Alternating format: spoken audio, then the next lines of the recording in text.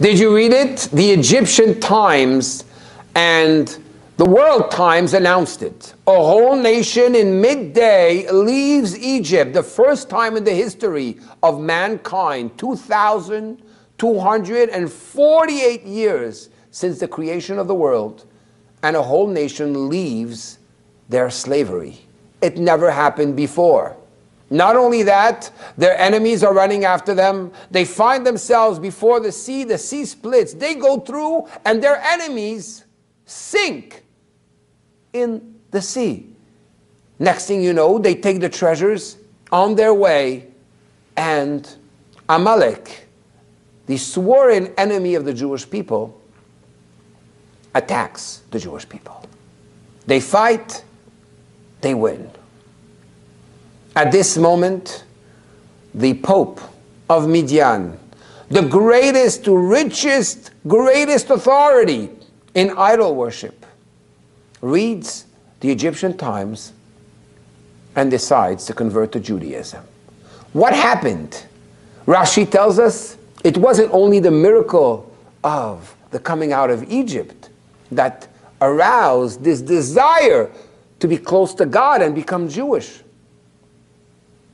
but rather the war waged by Amalek.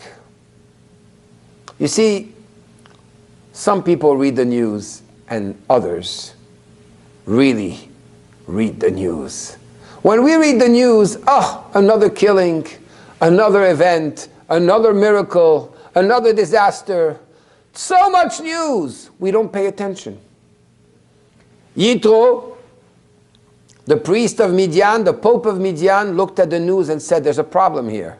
How could you have such a magnanimous miracle and an enemy, Amalek, fights the Jewish people? What happened? At the moment of the splitting of the sea, there was a great revelation of God. But that revelation was not complete. And therefore, it gave some space for darkness, for the enemy to attack the Jewish people. When Yitro saw this, he said, 1 second. If there's something missing, what's missing?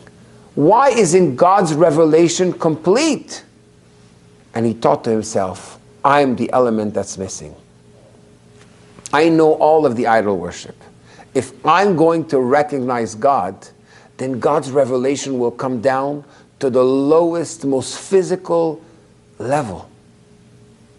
And at that moment, nobody will have any power before God's holiness. And that's why our sages teach us that till Yitro came to say Baruch Hashem, to recognize God from even the lowest level that he was at that moment, before he came, it was impossible to receive the Torah. The Torah, the gift of the Torah, is actually the marriage between the supernal world and the physical world. That marriage could only happen once the lower worlds were able to recognize God.